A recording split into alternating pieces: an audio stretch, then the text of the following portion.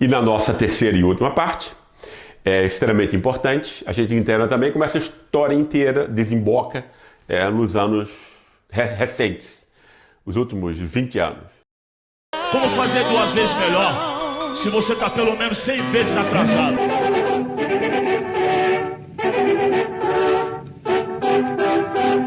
Amigo ouvinte, aqui fala o repórter Esso, testemunho ocular da história.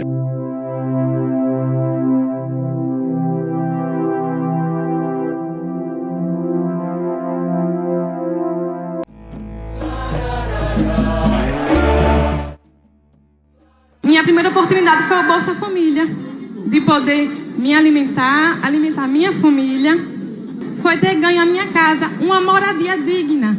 Eu não tinha moradia.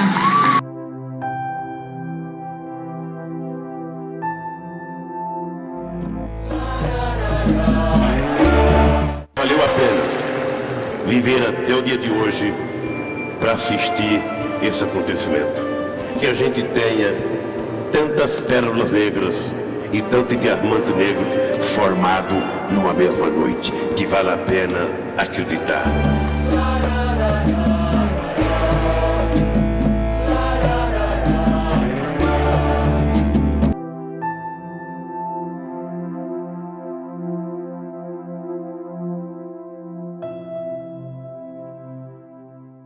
Nos últimos 20 anos, a gente teve, como a gente já havia tido Getúlio Vargas e Jango, coitado, que sequer chegou a poder fazer alguma das coisas que ele tentava construir aqui, né? A gente teve uma ditadura militar de 25 anos que torturou gente, né? Matou gente.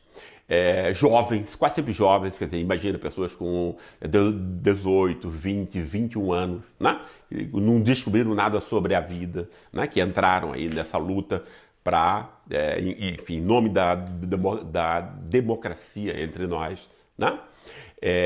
Que também foi uma ditadura que aumentou a desigualdade entre nós ao máximo, né? Como nunca tinha chegado antes, institucionalizou o Brasil para 20%, né? Ou seja, essa classe média branca, né? e essa elite, né? Que é muito mais colonizada, que nunca pensou, né? Efetivamente no progresso da sociedade como um todo, e deixou os 80%, né? De brasileiros, né? Com algum grau de exclusão e sem acesso às benesses do mundo moderno. Depois disso houve direta já, etc., a construção de novos partidos, uma nova Constituição, e a gente tem, em 2002, a ascensão de Lula à presidência, ou seja, alguém do povo pela primeira vez pode ser presidente, não é? E que desenvolve, obviamente, numa política aí de compromisso com as elites, etc., é isso, a gente tem que ver a fragilidade, né, dentro de uma...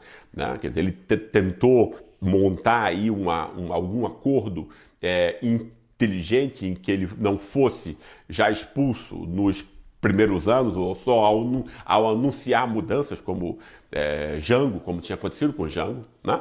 E ele tentou o quê? Usar os recursos do Estado, uma parte deles, minimamente que seja, né? Para aumentar o salário mínimo em 70%, né? Para aumentar o número de pessoas nas universidades de 3 para 8 milhões. Esse foi, né? O aspecto extremamente decisivo aí. Por quê? Porque o acesso ao conhecimento, e o conhecimento de vanguarda, que é o conhecimento que é transmitido nas universidades, ele é extremamente importante para que você possa ter acesso a melhores empregos, ao conhecimento. São 2 pilares de qualquer sociedade desenvolvida. Um é o acesso à educação, quando você universaliza o conhecimento, né? Exatamente o que acontece em países como França, como Alemanha, Inglaterra, Suécia, etc. Né? Você universaliza o conhecimento a muita gente. Por conta disso, a classe média é grande nesses países, porque a classe média é essa classe que, né, pela ascensão,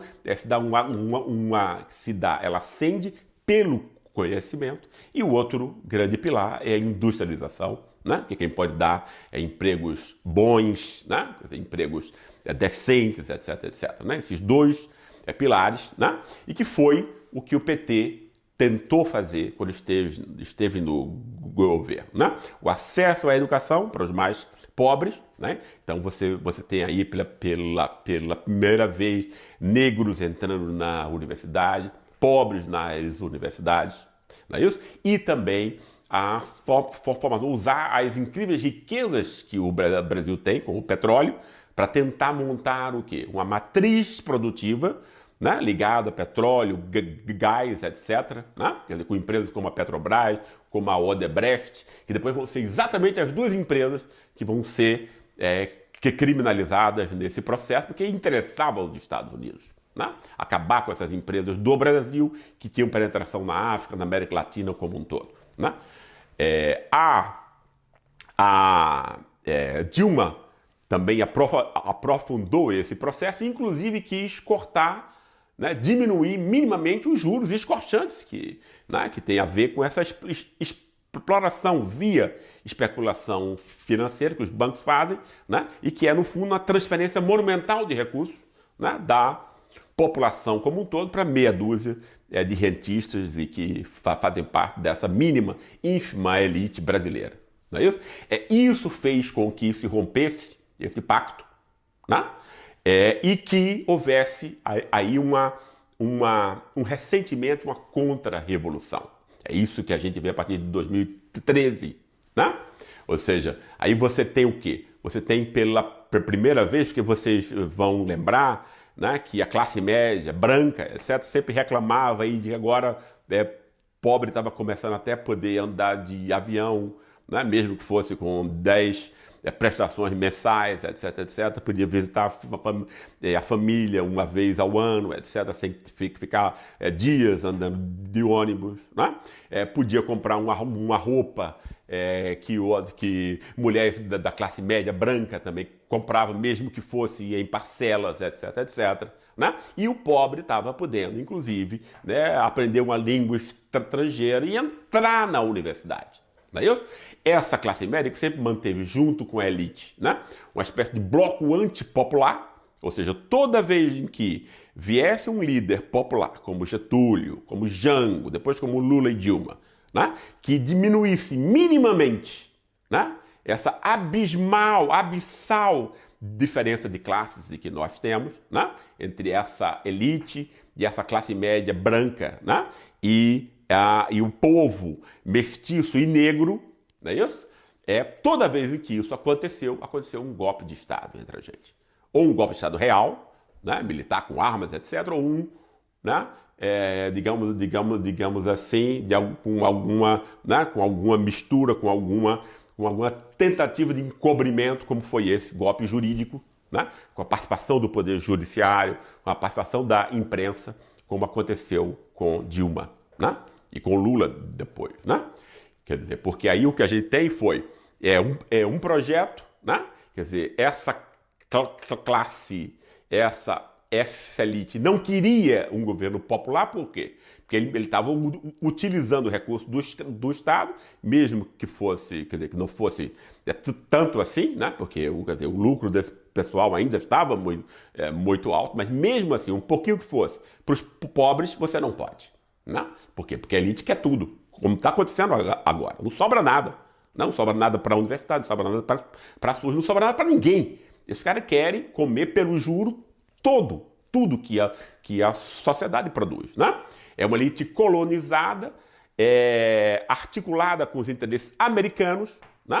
Porque os americanos entendem que Brasil, Venezuela, América Latina inteira é o seu quintal para eles explorarem. Se aqui tem petróleo, então é deles, não pode ser usado para a educação de brasileiros necessitados, tem que vir tudo para o bolso deles, né? E essa elite pensa do mesmo modo, né? É uma elite americanizada, colonizada, que vê o seu próprio país como um povo estrangeiro, o qual ele não gosta, o qual ele odeia, o qual ele quer que a polícia mais que mate mesmo, etc. Como são 70 mil pobres, quase sempre negros, que são assassinados aqui. Isso é uma política pública. informal, né? Quer dizer, que é elite e essa classe média branca que propõe isso, né?